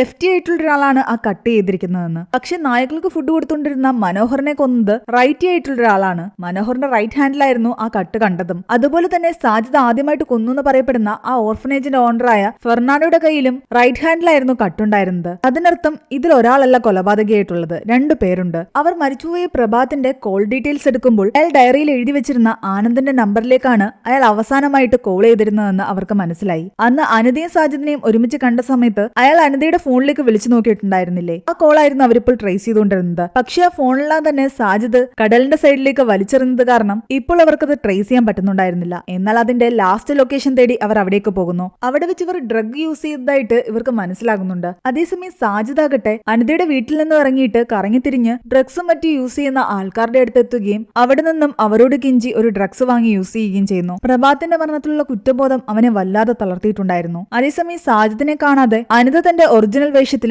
അവനെ അന്വേഷിച്ചിറങ്ങിയിരിക്കുകയാണ്. ചന്തു നായിക്കിന്റെ അടുത്ത് സാജിദിനെ പറ്റി അന്വേഷിച്ചപ്പോൾ അവർക്ക് മനസ്സിലാകുന്നത് ജുവനൈൽ ഹോമിൽ പോകുന്നതിന് മുൻപാണ് സാജിദ് ചന്തുവിന് വേണ്ടി ജോലി ചെയ്തിരുന്നതെന്ന്. ജുവനൈൽ സെന്ററിൽ നിന്നും അവൻ തിരിച്ചു വന്ന ശേഷം ഒരു തവണ മാത്രമേ ചന്തു അവനെ കണ്ടിട്ടുള്ളൂ. ആ സമയത്ത് അവൻ വല്ലാതെ ഡ്രഗ് അഡിക്റ്റ് ആയത് കാരണം ചന്തു അവനുമായിട്ട് പിന്നെ ഒരു ബന്ധവും വെച്ചിട്ടില്ല. 2017 അവനെ പ്രഭാത്ത് തന്റെ റീഹാബിലിറ്റേഷൻ സെന്ററിലേക്ക് കൊണ്ടുപോകുന്നത്. അന്വേഷണത്തിൽ സാജിദ് ഒരു ലെഫ്റ്റിയാണെന്ന് അവർക്ക് മനസ്സിലായി. പ്രഭാത്തിനെ കൊന്നത് സാജിദാണ്. പക്ഷെ മനോഹറിനെയും ഫെർണാണ്ടോയും കൊന്നത് ഒരിക്കലും സാജിദ് അല്ല. ആ കൊലപാതകത്തിന്റെ പിന്നിലെല്ലാം തന്നെ മറ്റൊരാളാണ്. ഉറപ്പായിട്ടും സാജിദും അയാളും ഒരുമിച്ചായിരിക്കും ഇതൊക്കെ ചെയ്തിട്ടുണ്ടാവുക. സാജിദ് ആകട്ടെ ഡ്രഗ്സ് ഒക്കെ യൂസ് ചെയ്ത് ഒരു പാലത്തിന്റെ മുകളിൽ ചെന്ന് നിന്ന് താഴെക്കൂടെ പോകുന്ന ട്രെയിനിന്റെ മുന്നിലേക്ക് ചാടാനുള്ള പ്ലാനിങ്ങിലായിരുന്നു. എന്നാൽ ആ സമയം അവനെ ഒരാൾ രക്ഷിക്കാൻ ശ്രമിക്കുന്നു. എന്നിട്ട് പോലീസിൽ വിവരം അറിയിക്കുകയും ചെയ്യുന്നുണ്ട് അയാൾ. അവിടെയാണ് ഈ ഒരു എപ്പിസോഡ് അവസാനിക്കുന്നത്. 5ാമത്തെ എപ്പിസോഡിന്റെ തുടക്കത്തിൽ കാണിക്കുന്നത് പോലീസുകാർ സാജിദിനെ ഹോസ്പിറ്റലിലേക്ക് കൊണ്ടുപോയ ശേഷം അവനെ രക്ഷിച്ച ആളോട് സംസാരിക്കുന്നതായിരുന്നു. അതിനിടയ്ക്ക് അനിതയുടെ കോള് ജതിന് വരുന്നു. സാജിദിനെ പറ്റി എന്തെങ്കിലും ഇൻഫർമേഷൻ അവർക്ക് കിട്ടിയോന്ന് അറിയാനായിരുന്നു അവൾ കോൾ ചെയ്തത്. എന്നാൽ ജതിൻ പറയുന്നുണ്ട്, നീ ഫ്രീ ആണെങ്കിൽ നമുക്ക് നാളെ ഒരു കോഫി കുടിക്കാം, അപ്പൊ നിനക്ക് ഞാൻ കൂടുതൽ ഇൻഫർമേഷൻസ് തരാമെന്ന്. ജതിനെ സംബന്ധിച്ച് അവളൊരു ജേർണലിസ്റ്റ് ആണെന്ന് കരുതിയാണ് അവൻ ഇങ്ങനെ ഇൻഫർമേഷൻസ് കൊടുക്കുന്നതെല്ലാം തന്നെ. അവൻ അറിയില്ലായിരുന്നു സാജിദിന്റെ കൂടെ കൊല നടത്തുന്നത് ഇവളാണെന്ന്. ഹോസ്പിറ്റലിൽ അഡ്മിറ്റ് ചെയ്ത സാജിദിന് ബോധം ഉണ്ടായിരുന്നില്ല. ഓവറായിട്ട് അവൻ ഡ്രഗ്സ് യൂസ് ചെയ്തിട്ടുണ്ട്. അതുകൊണ്ട് കുറെ ടൈം കഴിഞ്ഞിട്ടേ അവന് ബോധം വരുമെന്ന് ഡോക്ടർ പറയുന്നു. അപ്പോഴേക്കും വന്ന് കാണാമെന്ന് കരുതിയിട്ട് റീത്ത അവിടെ നിന്നും പോകുന്നു. റീത്തയ്ക്കും വിക്രമിനും ഇടയിൽ അപ്പോഴും പ്രശ്നങ്ങളായിരുന്നു. വിക്രമിനെ സംബന്ധിച്ച് എങ്ങനെയെങ്കിലും ഈ കേസ് അയാൾക്ക് തെളിയിക്കണമെന്നാണ്. അതുകൊണ്ട് ഒരു കോമ്പറ്റീഷൻ മൈൻഡോടുകൂടിയായിരുന്നു അയാൾ എപ്പോഴും റീത്തയോട് സംസാരിച്ചുകൊണ്ടിരുന്നത്. വിക്രമാകട്ടെ തന്റെ സീനിയറിനോട് വിളിച്ചു പറയുന്നത് കൊലപാതകയെ സാജിദിനെ പിടിച്ചതുകൊണ്ട് ഈ കേസ് ക്ലോസ് ആയി എന്ന്. എന്നാൽ റീത്ത എപ്പോഴും തന്റെ സീനിയറിനോട് പറയുന്നത് സാജിദിന്റെ കൂടെ മറ്റാരോ ഉണ്ടെന്നാണ്. പക്ഷെ അയാളാകട്ടെ റീത്ത പറയുന്നതൊന്നും കേൾക്കാൻ കൂട്ടാക്കുന്നില്ല. ഈ കേസ് അവിടെ ക്ലോസ് ചെയ്യാൻ പറയുന്നു. അവൾ ആകെ നിസ്സഹായിയായി തന്റെ വീട്ടിലേക്ക് വരുന്നു. അവളാകെ ഡിസ്റ്റർബ്ഡ് ആയിരിക്കുന്ന സമയത്തെല്ലാം തന്നെ അവളുടെ അമ്മയുടെ ഓർമ്മകൾ അവളുടെ മനസ്സിലേക്ക് വരും. ചെറുപ്പത്തിലെ തന്നെ അവളുടെ അച്ഛൻ അവളെ ഉപേക്ഷിച്ചു പോയതാണ്. അമ്മ മാത്രമായിരുന്നു അവളുടെ കൂടെ ഉണ്ടായിരുന്നത്. അത് കാരണം ഇവളോട് എപ്പോഴും അവർ ആഗ്രഹിക്കുന്ന രീതിയിൽ വളരാൻ നിർബന്ധിച്ചുകൊണ്ടേയിരുന്നു. എന്നാൽ അവളുടെ ഇഷ്ടങ്ങളെ പറ്റി ഒന്നും തന്നെ അവളുടെ അമ്മ ചിന്തിച്ചിട്ടുണ്ടായിരുന്നില്ല. എന്തിനും ഏതിനും അവളോട് ദേഷ്യപ്പെട്ടുകൊണ്ടേയിരിക്കും. അവളിങ്ങനെ വല്ലാതെ ഡിപ്രസ്ഡ് ആയിരിക്കുന്ന സമയത്താണ് അവൾക്ക് ഡ്രഗ്സ് യൂസ് ചെയ്യാൻ വരെ തോന്നുന്നത്. പക്ഷെ പരമാവധി അവൾ കൺട്രോൾ ചെയ്യും. ഒട്ടും പിടിച്ചു നിൽക്കാൻ പറ്റാത്ത സമയത്ത് മാത്രമാണ് ഡോക്ടർ എന്ന് പറഞ്ഞ് അവൾ സേവ് ചെയ്തിരിക്കുന്ന ആ ഡ്രഗ്സ് ഡീലറിന്റെ നമ്പറിലേക്ക് അവൾ കോൾ ചെയ്യുന്നത്. ഇവിടെ അനിതയാകട്ടെ ജതിനെ കാണാൻ വന്നിട്ടുണ്ടായിരുന്നു. ആ ടൈമിൽ സാജിദിനെ പിടിച്ച വിവരങ്ങൾ മീഡിയയിൽ ലീക്ക് ആയിട്ടുണ്ടായിരുന്നു. അതിനെപ്പറ്റി തന്നെയാണ് ജതിനും സംസാരിക്കുന്നത്. എന്നാൽ ഇതത്ര വലിയ ഇൻഫർമേഷൻ ഒന്നും അല്ലാന്ന് അവൾ പറയുന്നു. കാരണം മീഡിയയിൽ മുഴുവൻ അത് അവൾ അപ്പോൾ തന്നെ കണ്ടിരുന്നു. കൂടുതൽ ഇൻഫർമേഷൻ വേണോന്ന് അവൾ പറയുമ്പോൾ അവളോട് കൂടുതൽ അടുക്കാൻ വേണ്ടിയിട്ട് അവൻ അവളോട് തുറന്നു പറയുന്നുണ്ട് സാജിദിന്റെ കൂടെ ആനന്ദ് എന്ന് പറയുന്ന ഒരാൾ കൂടി ഉണ്ടെന്ന്. പ്രഭാത്തിന്റെ ഡയറിയിൽ അങ്ങനെ ഒരു പേരും നമ്പരും കണ്ടിരുന്നു. കൂടാതെ പ്രഭാത്തിന്റെ കോൾ ലിസ്റ്റിൽ അവസാനം കോള് പോയിരിക്കുന്നതും ഈ ആനന്ദിന്റെ അടുത്തേക്കാണ്. അങ്ങനെ ഒരാളെ പറ്റി ഞങ്ങൾ അന്വേഷിച്ചുകൊണ്ടിരിക്കുകയാണ്. അത് കേട്ടതോടെ അവൾ ആകെ ടെൻഷനിലായി. അവൾ പെട്ടെന്ന് അവിടെ നിന്ന് ഇറങ്ങുന്നു. തന്റെ ഓഫീസിലേക്ക് അവൾ വരുമ്പോഴാകട്ടെ സാജിദിനെ പറ്റിയുള്ള ന്യൂസുകൾ അവിടെ എല്ലാവരും തയ്യാറാക്കിക്കൊണ്ടിരിക്കുകയായിരുന്നു. സാജിദിനെ പറ്റി കൂടുതൽ വിവരങ്ങൾ ചന്തു നായിക് എന്ന് പറയുന്ന ഒരാൾ തരാമെന്ന് പറഞ്ഞിട്ടുണ്ടെന്ന് അവിടെ ഒരാൾ പറയുന്ന കേട്ടിട്ട് അനിത ആകെ ടെൻഷനിലായി. കാരണം ചന്തു നായിക്കിന് അനിതയും സാജിദും ഒരുമിച്ചാണെന്നുള്ള കാര്യം അറിയാം. കഥ ഫ്ലാഷ് ബാക്കിലേക്ക് കാണിക്കുന്നു. 2017 ജുവനൈൽ ഹോമിൽ നിന്നൊക്കെ ഇറങ്ങിയ ശേഷം സാജിദ് അനിതയെ കാണാൻ വേണ്ടി അവളുടെ വീട്ടിൽ പോവുകയും അവളുടെ അങ്കിള് അവനെ അടിച്ചോടിക്കുകയും ചെയ്തില്ലേ. അത് കഴിഞ്ഞിട്ട് അവനെ അന്വേഷിച്ച് അവൾ ഇറങ്ങിയിട്ടുണ്ടായിരുന്നു. സാജിദ് നേരത്തെ പോകാറുള്ള ചന്തു നായിക്കിന്റെ അടുത്തും അവൾ അന്വേഷിച്ചു അന്വേഷിച്ചെത്തിയിട്ടുണ്ടായിരുന്നു. അതുകൊണ്ട് തന്നെ അന്ന് ചന്തു നായിക്ക് ഇവളെ കണ്ടിട്ടുണ്ട്. ഓർഫനേജിൽ പോകുന്നതിന് മുമ്പ് ചന്തു നായിക്കിന്റെ കൂടെ കുറെ കാലം സാജിദ് ഉണ്ടായിരുന്നല്ലോ. അതുകൊണ്ട് തന്നെ അവൻ ആക്രമിക്കുന്ന രീതിയിൽ അയാൾക്ക് അറിയാമായിരുന്നു. ഫെർണാണ്ടോയുടെ മരണശേഷം പത്രത്തിൽ വന്ന ഫോട്ടോസ് എല്ലാം അയാൾ കണ്ടപ്പോൾ തന്നെ അയാൾക്ക് മനസ്സിലായിട്ടുണ്ടായിരുന്നു സാജിദ് അല്ല അയാളെ കൊന്നതെന്ന്. ഈ ഓർഫനേജിലുണ്ടായിരുന്ന പെൺകുട്ടിയല്ലേ എന്ന് അയാൾ അവളോട് ചോദിക്കുകയും ചെയ്തു. ഇതൊക്കെ കൊണ്ട് തന്നെ സാജിദും അവളും ഒരുമിച്ചാണെന്ന് അയാൾക്ക് വ്യക്തമായിട്ട് അറിയാം. അന്ന് ആ കൊലപാതകം നടത്തിയത് അവളാണെന്നും അയാൾക്ക് ഡൗട്ടുണ്ട്. അതൊക്കെ കാരണം അന്നവൾ പേടിച്ച് അവിടെ നിന്നും പോയതാണ്. ഇപ്പോൾ അയാൾ സാജിദിനെ പറ്റിയുള്ള വിവരങ്ങൾ കൊടുക്കാൻ ഈ ഓഫീസിലേക്ക് വരികയാണെങ്കിൽ ഉറപ്പായിട്ടും തന്നെ പറ്റിയും സംസാരിക്കുമെന്ന് അനിതയ്ക്ക് നല്ല പേടിയുണ്ടായിരുന്നു. റീത്തയാകട്ടെ ഈ കേസ് അന്വേഷണം എങ്ങനെ മുന്നോട്ട് കൊണ്ടുപോകണമെന്നുള്ള ആലോചനയിലാണ്. ആ സമയം അവളുടെ സീനിയർ ഓഫീസറാകട്ടെ ഒരു ഫിലിമിന് വേണ്ടി ഇവൾ ആദ്യം നടത്തിയ അണ്ടർ കവർ ഓപ്പറേഷനെ പറ്റിയുള്ള ഡീറ്റെയിൽസ് കൊടുക്കണമെന്ന് പറയുന്നു. ഒട്ടും താല്പര്യമില്ലാഞ്ഞിട്ടും അയാളുടെ നിർബന്ധം കാരണം അവൾ ആ സിനിമാ സെറ്റിലേക്ക് പോകുന്നു. സീരീസിന്റെ തുടക്കത്തില് അവൾ കുറെ കുട്ടികളെ പ്രോസ്റ്റിറ്റ്യൂഷൻ നടത്തുന്നിടത്തു നിന്നും രക്ഷിച്ചുകൊണ്ട് വന്നില്ലേ, ആ ഒരു സീനായിരുന്നു അവിടെ എടുത്തുകൊണ്ടിരുന്നത്. അവിടെ കുട്ടികളുടെ തലയിൽ വിഗും മറ്റും വെക്കുന്നത് അവൾ കണ്ടപ്പോ അവളുടെ മൈൻഡില് പല ഡൗട്ടുകളും തോന്നാൻ തുടങ്ങി. തന്റെ കയ്യിലുണ്ടായിരുന്ന ഫയൽസില് ഫെർണാണ്ടോയെ കൊന്ന സമയത്ത് സാജിദ് കൊടുത്ത മൊഴി അവൾ വായിച്ചു നോക്കുന്നു. ഓർഫനേജിൽ വെച്ചിട്ട് ഫെർണാണ്ടോയെ കൊന്ന ശേഷം സാജിദ് മൊഴി കൊടുത്തത് ഇങ്ങനെയായിരുന്നു: ഫെർണാണ്ടോ പെൺകുട്ടികളെ ഉപദ്രവിക്കുമായിരുന്നു എന്ന്. കൂടാതെ അന്ന് ഫെർണാണ്ടോയുടെ കബോർഡിൽ നിന്നും പെൺകുട്ടികളുടെ തലയിൽ വെക്കുന്ന വിഗും ലിപ്സ്റ്റിക്കും ടാൽക്കം പൗഡറും എല്ലാം കിട്ടിയിട്ടുണ്ട്. ഉറപ്പായിട്ടന്ന് സാജിദിന്റെ കൂടെ ഉണ്ടായിരുന്ന ഏതെങ്കിലും ഒരു പെൺകുട്ടിയെ ഇയാൾ ഉപദ്രവിച്ചിട്ടുണ്ടായിരിക്കും. അതുകൊണ്ടായിരിക്കാം അവൻ അയാളെ കൊന്നിട്ടുണ്ടാവുക. അന്ന് പ്രഭാത്തിന്റെ മരണശേഷം അയാളുടെ വീട്ടിൽ നിന്നും കണ്ടെത്തിയ ഹെയർ സാമ്പിളും വിഗിൽ യൂസ് ചെയ്യുന്ന ഹെയർ ആയിരുന്നു. അതോടുകൂടി അവർക്ക് കാര്യങ്ങൾ കുറച്ചുകൂടി കണക്ട് ആകുന്നുണ്ടായിരുന്നു. സാജിദ് നിന്നിരുന്ന ആ ഓർഫനേജിലേക്ക് അവർ പോകുന്നു. എന്നാൽ ആ ഓർഫനേജ് ബോയ്സിന് വേണ്ടി മാത്രം ഉള്ളതായിരുന്നു. പക്ഷെ അവിടെ എങ്ങനെ ഒരു പെൺകുട്ടി വരുമെന്ന് അവർ ചിന്തിക്കുന്നു. എന്തിനായിരിക്കും പിന്നെ സാജിദ് പെൺകുട്ടികളെ ഉപദ്രവിച്ചതുകൊണ്ടാണ് ഫെർണാണ്ടോയെ കൊന്നതെന്ന് പറഞ്ഞത്? എല്ലാവർക്കും ആകെ കൺഫ്യൂഷൻ ആയിരുന്നു. എന്താണെങ്കിലും ഇവരുടെ മുന്നിലുള്ള ആനന്ദ് എന്ന് പറയുന്ന പേരിൽ ആരെങ്കിലും ആ ഓർഫനേജിൽ ഉണ്ടായിരുന്നോ എന്ന് അവർ ചെക്ക് ചെയ്യുകയാണ്. സാജിദിന്റെ കൂടെ ഉണ്ടായിരുന്നത് പെണ്ണാണോ ആണാണോ എന്ന് എന്തായാലും കൺഫേം ചെയ്യണം. അതിനു വേണ്ടിയിട്ട് റീത്ത സാജിദിന്റെ അടുത്തേക്ക് ചെല്ലുന്നു. അവനപ്പോ ബോധം തെളിഞ്ഞിട്ടുണ്ടായിരുന്നു. വിക്രമാകട്ടെ അവനെ ചോദ്യം ചെയ്തുകൊണ്ടിരിക്കുകയാണ്. റീത്ത വന്നപ്പോഴേക്കും അയാൾ അവിടെ നിന്ന് പോയി. അവൾ അവനോട് പറയുന്നുണ്ട്, പ്രഭാത്തിനെ കൊന്നത് നീയാണെന്ന് എനിക്ക് മനസ്സിലായി, പക്ഷെ മനോഹറിനെയും ഫെർണാണ്ടോയും കൊന്നത് നീയല്ല, അവരെ രണ്ടുപേരെയും കൊന്നത് ആനന്ദാണ്. ആനന്ദ് ഈ തവണ എന്തായാലും എന്റെ കയ്യിൽ നിന്ന് രക്ഷപ്പെട്ടു പോകില്ല, അവളെ ഞാൻ എന്തായാലും പിടിച്ചിരിക്കും. റീത്ത അങ്ങനെ പറഞ്ഞതും സാജിദ് ഞെട്ടിത്തരിച്ചിരിക്കുകയായിരുന്നു. കാരണം അവളെ പിടിച്ചിരിക്കുമെന്നാണ് റീത്ത പറഞ്ഞത്. അതിനർത്ഥം ആനന്ദ് എന്ന് പറയുന്നത് ഒരു പെൺകുട്ടിയാണെന്ന് റീത്ത മനസ്സിലാക്കിയെന്ന് സാജിദിനും മനസ്സിലായി. അതോടെ അവൻ ബഹളം ഉണ്ടാക്കാൻ തുടങ്ങി. എല്ലാരെയും കൊന്നതും ഞാൻ ഒറ്റയ്ക്കാണെന്നും വേറെ ആരും എന്റെ കൂടെ ഉണ്ടായിരുന്നില്ല എന്നും. റീത്ത നേരെ തന്റെ ഓഫീസിലേക്ക് എത്തി. അപ്പോഴേക്കും ഇന്ദുവിന്റെ കോൾ അവൾക്ക് വന്നിട്ടുണ്ടായിരുന്നു. 2010 ആ ഓർഫനേജില് ലോലിത എന്ന് പറയുന്ന ഒരു സ്ത്രീ ആനന്ദ് എന്ന് പറയുന്ന ഒരു കുട്ടിയെ കൊണ്ടുപോയി ചേർക്കുന്നത്. കൂടാതെ ഒരു ഫോൺ നമ്പറും അവർ കൊടുത്തിട്ടുണ്ടായിരുന്നു.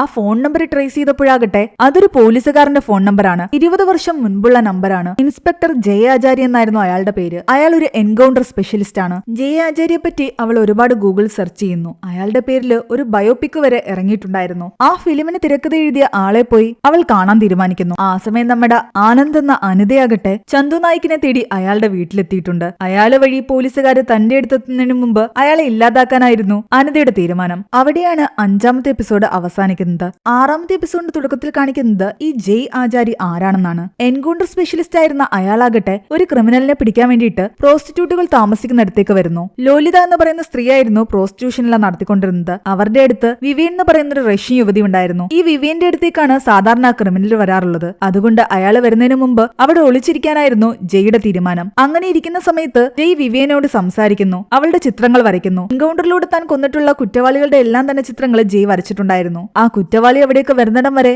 ജയും വിവേനും സംസാരിച്ചിരിക്കുകയും അവർ കൂടുതൽ അടുക്കുകയും ചെയ്തു. അങ്ങനെ കുറച്ചു കഴിഞ്ഞപ്പോഴേക്കും ജയ് പ്രതീക്ഷിച്ച പോലെ ആ കുറ്റവാളി അവിടേക്ക് വരികയും വിളിച്ചിരുന്ന ജയ് ആകട്ടെ അയാളെ ഷൂട്ട് ചെയ്യുകയും ചെയ്തു. വിവേനെ സംബന്ധിച്ച് അതിലൊരു ബുള്ളറ്റ് തന്റെ ശരീരത്തിലും കൊണ്ടിരുന്നെങ്കിലെന്നാണ് അവൾ ആഗ്രഹിച്ചത്. ഇങ്ങനൊരു ജീവിതം അവൾക്ക് നരകത്തിന് തുല്യമായിരുന്നു. കുറച്ചു സമയം കൊണ്ട് അവളോട് ഒരുപാട് അടുത്ത ജയ് ആകട്ടെ അവളെ അവിടെ നിന്നും എങ്ങനെയെങ്കിലും രക്ഷിക്കണമെന്ന് കരുതി. ഈ കാര്യങ്ങളെല്ലാം തന്നെ റീത്ത മനസ്സിലാക്കുന്നത് ആ ഒരു സിനിമയുടെ തിരക്കഥാകൃത്തിനെ കണ്ടപ്പോഴാണ്. ജയുടെ പേരിൽ അയാൾ സിനിമ എടുത്തിട്ടുണ്ടായിരുന്നല്ലോ. അതുകൊണ്ട് തന്നെ ജയെ പറ്റിയുള്ള എല്ലാ ഡീറ്റെയിൽസ് അയാൾക്ക് കിട്ടിയിട്ടുണ്ടായിരുന്നു. ജയ് മരണപ്പെട്ടത് എങ്ങനെയാണെന്ന് റീത്ത ചോദിക്കുമ്പോൾ പ്രോസ്റ്റിറ്റ്യൂട്ടുകൾ താമസിക്കുന്ന സ്ഥലത്തിന്റെ ഫ്രണ്ടിൽ വെച്ചിട്ടാണ് ജയ് മരണപ്പെട്ടതെന്നാണ് അയാൾ പറയുന്നത്. കാറിലിരുന്ന അയാളെ ആരോ ഷൂട്ട് ചെയ്യുകയായിരുന്നു. ഒരുപാട് പേരെ കൊന്നിട്ടുള്ള ആളല്ലേ, ഏതെങ്കിലും ക്രിമിനൽസ് ആയിരിക്കാം അയാളെയും കൊന്നത്. ജയ് മരണപ്പെട്ട ആ സ്ഥലത്തേക്ക് റീത്ത പോകുന്നുണ്ട്. മുൻപ് ഇവിടെ പ്രോസ്റ്റിറ്റ്യൂഷൻ നടത്തിയിരുന്ന ലോലിത എന്ന് പറയുന്ന ആ സ്ത്രീ ഇപ്പോൾ അസുഖം ബാധിച്ച് കിടപ്പിലായിരുന്നു. അവരുടെ അടുത്തു നിന്നുമാണ് റീത്ത ബാക്കി കഥ അറിയുന്നത്. അന്ന് വിവേനെ കണ്ട് സംസാരിച്ച ശേഷം ജയ് അവളുമായിട്ട് പ്രണയത്തിലായി. 6 മാസത്തോളം അവർ റിലേഷൻഷിപ്പിലായിരുന്നു. ആ സമയത്തെല്ലാം തന്നെ വിവേനെ കാണാൻ ജയ് മാത്രമായിരുന്നു വന്നുകൊണ്ടിരുന്നത്.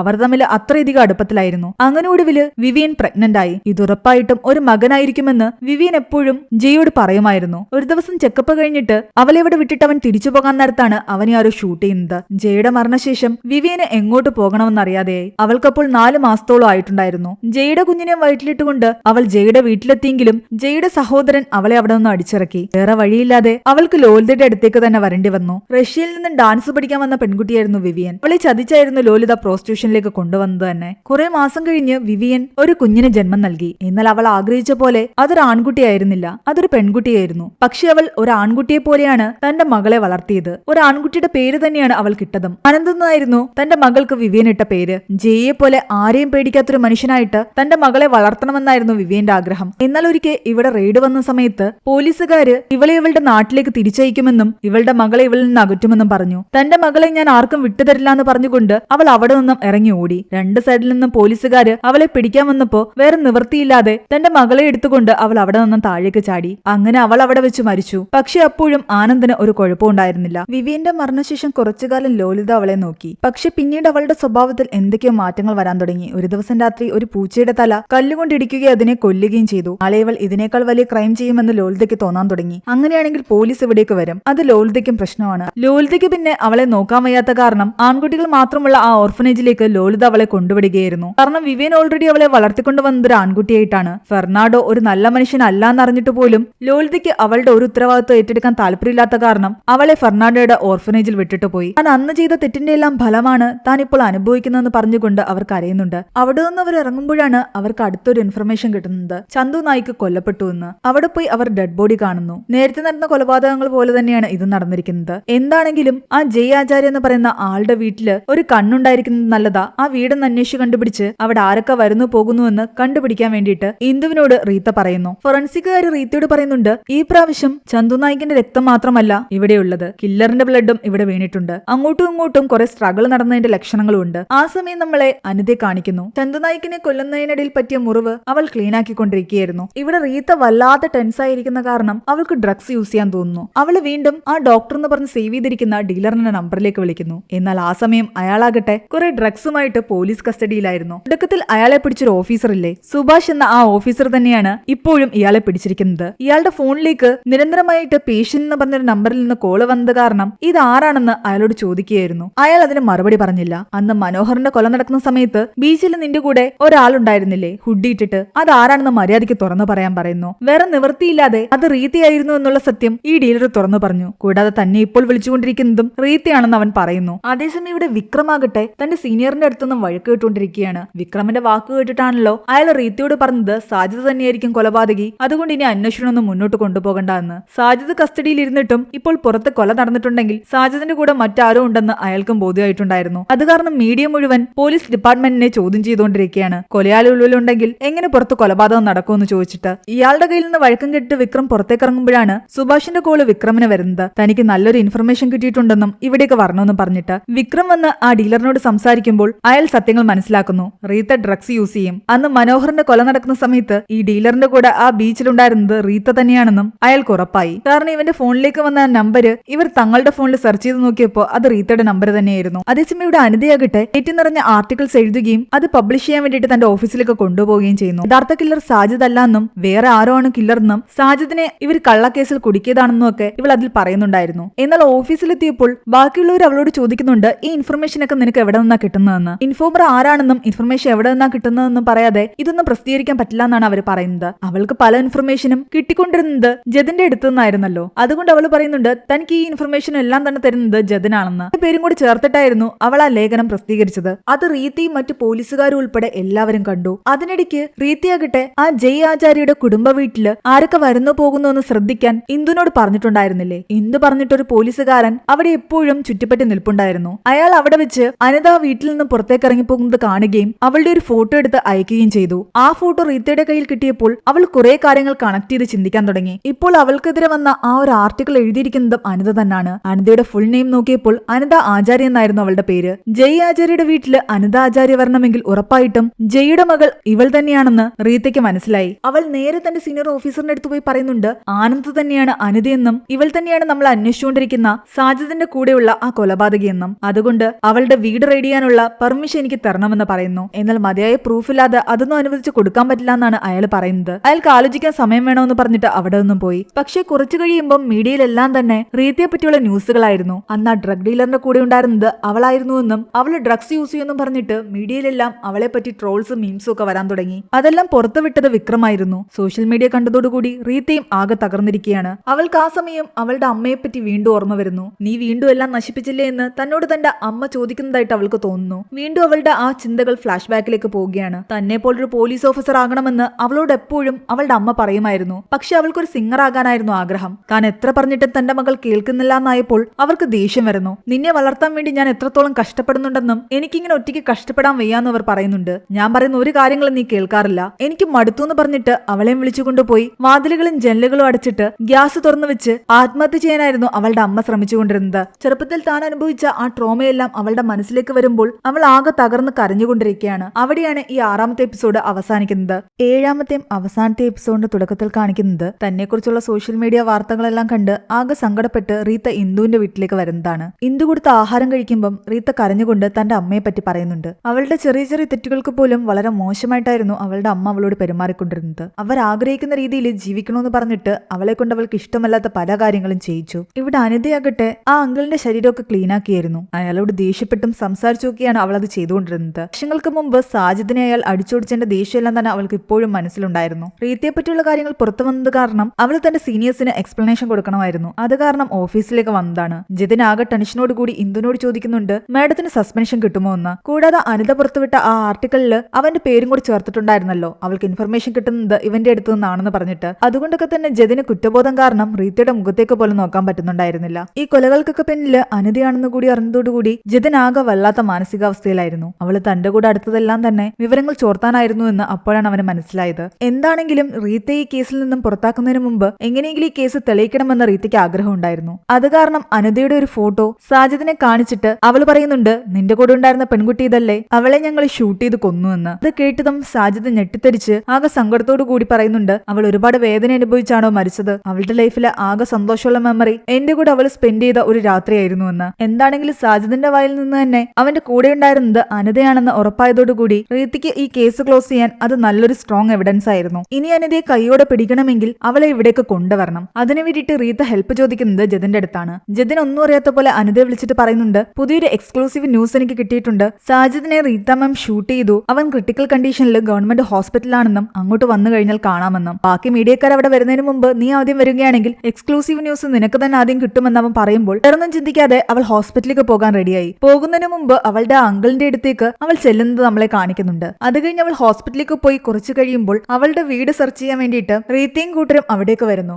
ആ സമയം അവരവിടെ കാണുന്നത് ഞെട്ടിക്കുന്ന ഒരു കാഴ്ചയായിരുന്നു. അവളുടെ അങ്കിളിനെ അവൾ ക്രൂരമായി കൊന്നിട്ടിരിക്കുന്നു. അവളുടെ ഗ്രാൻഡ്മ അവിടെ പേടിച്ചരണ്ടിരിപ്പുണ്ട്. എന്താ ഹോസ്പിറ്റലിൽ എത്തിക്കഴിയുമ്പോൾ അവളോട് അവിടെ വെയിറ്റ് ചെയ്തിരിക്കാൻ ജതിൻ പറയുന്നുണ്ട്. എന്നിട്ട് ജതിൻ ആ സമയം എല്ലാം തന്നെ റീത്തയുടെ ഫോണിൽ സംസാരിക്കുകയായിരുന്നു. റീത്ത അവളുടെ വീട് മുഴുവൻ പരിശോധിക്കുന്ന സമയത്രയും അവളെ ഇവിടെ പിടിച്ചെടുത്താനായിരുന്നു അവരുടെ തീരുമാനം. റീത്ത അവളുടെ വീടിനുള്ളിൽ കയറി എല്ലായിടവും പരിശോധിക്കുന്നു. അവൾ യൂസ് ചെയ്തിരുന്ന വിഗും അവളുടെ അച്ഛന്റെ പഴയ സാധനങ്ങളും അവളുടെ അമ്മയുടെ ഫോട്ടോ എല്ലാം തന്നെ അവിടെ നിന്ന് കിട്ടുന്നുണ്ട്. പക്ഷേ വീടിനുള്ളിൽ ആള് കയറിയപ്പോൾ തന്നെ CCTVയുടെ നോട്ടിഫിക്കേഷൻ അവൾക്ക് വരുന്നുണ്ട്. അവിടെ എല്ലാം തന്നെ അവൾ CCTV ക്യാമറാസ് വെച്ചിട്ടുണ്ടായിരുന്നല്ലോ. അതിൽ നിന്ന് തന്നെ അവൾ കാണുന്നുണ്ട് റീത്തയും സംഘവും തന്റെ വീട്ടിൽ കയറിയെന്ന്. ഇതൊരു ട്രാപ്പാണെന്ന് അവൾക്ക് മനസ്സിലായി. ടോയ്ലറ്റിലേക്ക് പോവുകയാണെന്ന് പറഞ്ഞിട്ട് ജതിനോട് പറഞ്ഞ് അവൾ ടോയ്ലറ്റിലേക്ക് കയറുന്നു. ഓൾറെഡി അതിനുള്ളിലേക്ക് കയറിപ്പോയ ഒരു ലേഡി ഡോക്ടറിനെ കൊല്ലുകയും അവരുടെ ഡ്രസ്സ് ധരിച്ച് പുറത്ത് കടക്കുകയും ചെയ്യുന്നു. അവൾ രക്ഷപ്പെട്ടു എന്ന് മനസ്സിലാക്കി ജതിനും സംഘവും അവളുടെ പിറകെ പോകുന്നുണ്ട്. ഹോസ്പിറ്റൽ മുഴുവൻ അഴിച്ചുപെറുക്കിയിട്ട് അവളെ കിട്ടുന്നില്ല. ഇന്ദു ആകട്ടെ ഹോസ്പിറ്റലിന്റെ ബാക്കിലെത്തി അവിടെ കേടായി കിടന്ന ആംബുലൻസുകളുടെ ഇടയിലെല്ലാം നോക്കുന്നു. ആ സമയം ഒരു ആംബുലൻസിൽ ഒളിച്ചിരുന്ന അനിതയാകട്ടെ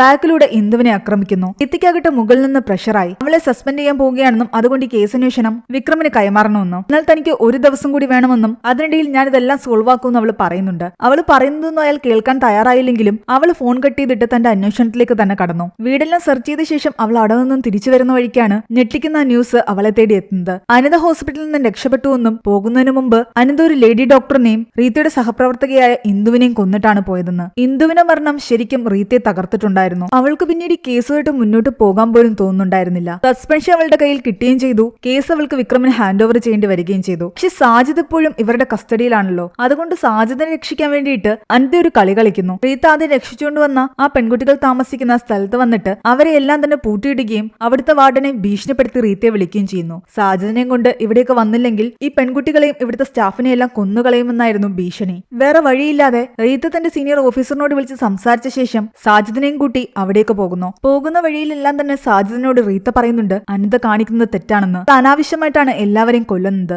സാജിദിനും ഒരു രീതിയിൽ അത് മനസ്സിലാകുന്നുണ്ടായിരുന്നു. പക്ഷെ അനിതയെ എതിർത്ത് അവനൊന്നും ചെയ്യാത്തതുകൊണ്ടാണ് ഇപ്പോഴും അവനെ കൂട്ടുപിടിച്ച് അവളെ കുറ്റകൃത്യങ്ങൾ ചെയ്യുന്നത്. ഒരു വിധത്തിൽ സാജിദിനെ കൊണ്ട് അവിടെ എത്തിയപ്പോൾ അനിതയാകട്ടെ റീത്തയോട് പറയുന്നുണ്ട് സാജിദിന്റെ കയ്യിലെ വിലം കഴിച്ച് നിന്റെ കയ്യിലിടാൻ, അല്ലെങ്കിൽ ഞാൻ ഇവരെ കൊല്ലുമെന്ന്. വേറെ വഴിയില്ലാത്ത കാരണം അവന്റെ കയ്യിലെ വിലം കഴിക്കുകയും അനിത പറഞ്ഞ പ്രകാരം സാജിദ് ആ വിലങ്ങ് റീത്തയുടെ കയ്യിലിടുകയും താക്കോൽ അവന്റെ കയ്യിൽ സൂക്ഷിക്കുകയും ചെയ്യുന്നു. എന്നാൽ അതിനിടയ്ക്കും സാജിദ് അവളെ പറഞ്ഞ് മനസ്സിലാക്കാൻ ശ്രമിക്കുന്നുണ്ട് നമുക്കിവിടെ ഒന്ന് എങ്ങോട്ടെങ്കിലും രക്ഷപ്പെട്ടു പോകാം, ഇവരെ ആരെയും ഒന്നും ചെയ്യേണ്ടാന്ന്. പക്ഷെ അനിതയ്ക്ക് എല്ലാവരോടും പകയായിരുന്നു. റീത്ത ഈ പെൺകുട്ടികളെ രക്ഷിച്ചുകൊണ്ട് വന്നിട്ട് അവരോട് സഹതാപം കാണിക്കുകയാണെന്നും അവർക്ക് ആവശ്യമില്ലാത്ത വാഗ്ദാനങ്ങൾ കൊടുക്കുകയായിരുന്നു എന്നും അനിത പറയുന്നു. അവരുടെ അമ്മമാരെയൊക്കെ കാണിക്കാമെന്ന് പറഞ്ഞിട്ട് ഇതുവരെയും അത് ചെയ്തിട്ടില്ല. അവരെ എല്ലാവരെയും പറ്റിക്കുകയായിരുന്നു അവൾ. തെരുവിൽ നിന്ന് നമ്മളെ രക്ഷിച്ചുകൊണ്ട് വരുന്നത് പോലെ ഇവരെല്ലാവരും പെരുമാറും. എന്നിട്ട് അതിന്റെ നന്ദിയും കടപ്പാടും നമ്മൾ അവരോട് എന്നും കാണിച്ചുകൊണ്ടേയിരിക്കണം. അവർ പറയുന്നതൊക്കെ ചെയ്യേണ്ടി വരും. ആ ഒരു കാര്യമായിരുന്നു അനിതയെ ഏറ്റവും കൂടുതൽ വേദനിപ്പിച്ചുകൊണ്ടിരുന്നത്. അതുകൊണ്ടാണ് അങ്ങനെ കാണിച്ച പലരെ അവൾ കൊന്നതും. എന്നാൽ എല്ലാം കേട്ട് റീത്ത പറയുന്നുണ്ട് ഞാൻ കൊടുത്ത വാഗ്ദാനങ്ങളെല്ലാം ഞാൻ പൂർത്തിയാക്കിയിട്ടുണ്ട്. കുട്ടികൾക്ക് അവരുടെ അമ്മയെ കാണണമെന്ന് പറഞ്ഞിട്ടുണ്ടെങ്കിൽ അവരെ ഞാൻ കാണിച്ചിരിക്കും. അവൾ ഇത് പറഞ്ഞു തീർന്നതും ആ കുട്ടികളുടെ അമ്മമാര് റോഡിന് താഴെ നിന്ന് കുട്ടികളെ വിളിക്കുന്നു. അടച്ചിട്ടിരുന്ന മുറിയിലെ ജനൽ തുറന്ന് ആ കുട്ടികൾ താഴേക്ക് നോക്കുമ്പോൾ അവരുടെ അമ്മമാരെല്ലാം അവിടെ ഉണ്ടായിരുന്നു. റീത്ത പറഞ്ഞ വാക്ക് പാലിച്ചു എന്നറിഞ്ഞതോടുകൂടി അനിതയും ആകെ ദേഷ്യത്തിലായി. ഇവിടേക്ക് വരുന്നതിന് മുമ്പ് അവൾ തന്റെ സീനിയർ ഓഫീസറിനോട് വിളിച്ച് പറഞ്ഞിട്ടുണ്ടായിരുന്നു ആ കുട്ടികളുടെ അമ്മമാരെ അവിടെ എത്തിക്കണമെന്ന്. അവൾ നല്ലൊരു വ്യക്തിയാണെന്ന് സാജിദിനും അപ്പോൾ തോന്നാൻ തുടങ്ങി. ആവശ്യമില്ലാതെയാണ് അനിത റീത്തയെ കൊല്ലാൻ ശ്രമിക്കുന്നത്. അതുകൊണ്ട് സാജിദാകട്ടെ അനിതയുടെ ശ്രദ്ധ തിരിഞ്ഞതും റീത്തയുടെ കയ്യിലെ വിലം കഴിക്കുന്നു. അവൻ അങ്ങനെ കാണിച്ചത് അനിതയ്ക്ക് ഒട്ടും ഇഷ്ടപ്പെട്ടില്ല. നീ എന്താ ഈ കാണിച്ചത്, അവളെ എന്തിനാ വെറുതെ വിട്ടെന്ന് ചോദിച്ച് അനിത സാജിദിന്റെ അടുത്തേക്ക് ചെല്ലുന്നു. ആ സമയം റീത്ത കുട്ടികളെല്ലാം പുറത്തേക്ക് പറഞ്ഞു വിടുകയായിരുന്നു. സാജിദ് അവളോട് പറയുന്നുണ്ട് നമ്മൾ ഈ കാണിക്കുന്ന കാര്യങ്ങളൊന്നും നമുക്കൊരിക്കലും സമാധാനം തരില്ല എന്ന്. എന്നാൽ അവള് തിരിച്ചു പറയുന്നത് നീ എന്താ മനസ്സിലാക്കാത്തത്, ഇവർ അവരുടെ ആവശ്യങ്ങൾക്ക് വേണ്ടി നമ്മളെ മാനിപ്പുലേറ്റ് ചെയ്യുകയാണെന്ന്. എന്നാൽ ചിരിച്ചുകൊണ്ട് സാജിദ് പറയുന്നുണ്ട് നീയും അതുതന്നെയല്ലേ ഇത്രയും കാലം ചെയ്തുകൊണ്ടിരുന്നത്, നിന്റെ ആവശ്യങ്ങൾക്ക് വേണ്ടി നീ എന്നെ ഉപയോഗിക്കുകയായിരുന്നു. അതും പറഞ്ഞുകൊണ്ട് അവളുടെ കയ്യിലുണ്ടായിരുന്ന കത്തി അവൻ സ്വന്തം കഴുത്തിലേക്ക് കുത്തിയിറക്കി. അവൻ അങ്ങനെ ചെയ്യുമെന്ന് അനിത ഒരിക്കലും വിചാരിച്ചിട്ടുണ്ടായിരുന്നില്ല. അവളുടെ കയ്യിൽ കിടന്നു തന്നെ അവൻ മരിച്ചു. ആ ദേഷ്യത്തില് എല്ലാവരെയും കൊല്ലാനായിരുന്നു അവൾ ശ്രമിച്ചത്. അവിടെ ഉണ്ടായിരുന്ന ഗ്യാസ് എല്ലാം തന്നെ തുറന്നു വിട്ടിട്ട് അത് കത്തിക്കാൻ അവൾ ശ്രമം നടത്തി. പക്ഷെ അപ്പോഴേക്കും റീത്ത കുട്ടികളെല്ലാം പുറത്തു കടത്തിയിട്ട് അവളെ തടയാൻ ശ്രമിക്കുകയായിരുന്നു. എന്നാൽ റീത്ത അവളെ തടയുന്നതിന് മുമ്പ് തന്നെ അവൾ തീ കൊളുത്തി. അവിടെ വലിയൊരു പൊട്ടിത്തെറി സംഭവിച്ചു. പക്ഷെ അതിൽ നിന്നും റീത്ത രക്ഷപ്പെട്ടു. വർഷങ്ങൾക്ക് മുമ്പ് അവളുടെ അമ്മയും അവളെ റൂമിനടിച്ചിട്ട് തീ കൊളുത്താൻ ശ്രമിച്ചതല്ലേ. അന്നും അമ്മയെ തള്ളി മാറ്റിയിട്ട് അവൾ എങ്ങനെയൊക്കെയോ രക്ഷപ്പെട്ടിട്ടുണ്ടായിരുന്നു. അനിത എന്ന നമ്മുടെ ആനന്ദിന്റെ ശരീരം മുഴുവൻ തീ പടർന്നിരുന്നു. എങ്ങനെയൊക്കെയോ റീത്ത തീ അണയ്ക്കുകയും അവളുടെ ബോഡി അവിടെ നിന്നും കൊണ്ടുപോവുകയും ചെയ്തു. ചെറുപ്പത്തിൽ അവളുടെ മനസ്സിലുണ്ടായിരുന്ന ട്രോമയെല്ലാം തന്നെ അവൾ വീണ്ടും അനുഭവിച്ച പോലെയാണ് അവൾക്ക് തോന്നിയത്. ആ കേസ് അവിടെ തെളിയുകയും കുറ്റവാളികൾ രണ്ടുപേരും മരണപ്പെടുകയും ചെയ്തെങ്കിലും അനിതയെ ഏറ്റവും കൂടുതൽ വിഷമിപ്പിച്ചത് ഇന്ദുവിന്റെ മരണമായിരുന്നു. ഒരു മാസങ്ങൾക്ക് ശേഷം അവൾ തന്റെ പഴയ വീട്ടിലേക്ക് വരുന്നു. വർഷങ്ങൾക്ക് മുമ്പ് അമ്മ ഇവിടെ തീ കൊളുത്തിയപ്പോൾ എങ്ങനെയാണോ ഇത് കത്തി നശിച്ചു കിടന്നത് ഇപ്പോഴും അങ്ങനെ തന്നെ കിടക്കുകയായിരുന്നു. അവളുടെ ഉള്ളിൽ ഈ ട്രോമയും പ്രശ്നങ്ങളും ഈ ഡ്രഗ് യൂസും ഒക്കെയായിരുന്നു ഇത്രയും കാലം അവളെ അവളുടെ പ്രണയത്തിൽ നിന്ന് പോലും അകറ്റി നിർത്തിയിരുന്നത്. പലതവണ ആദ്യം അവളെ കോണ്ടാക്ട് ചെയ്യാൻ ശ്രമിച്ചെങ്കിലും അവൾ അതിനൊന്നും റിപ്ലൈ കൊടുത്തിട്ടുണ്ടായിരുന്നില്ല. ഈ പ്രാവശ്യം അവൾ അങ്ങോട്ട് ആദ്യം വിളിച്ച് സംസാരിക്കുന്നു. അവിടെയാണ് ഈ ഒരു സീരീസ് അവസാനിക്കുന്നത്. ഈ സീരീസിന്റെ സ്റ്റോറി എങ്ങനെയുണ്ടായിരുന്നു നിങ്ങൾ താഴെ കമന്റ് ചെയ്യുക. എക്സ്പ്ലനേഷൻ ഇഷ്ടപ്പെട്ടെങ്കിൽ വീഡിയോയിലേക്കാനും നമ്മുടെ ചാനൽ സബ്സ്ക്രൈബ് ചെയ്യാനും മറക്കണ്ട.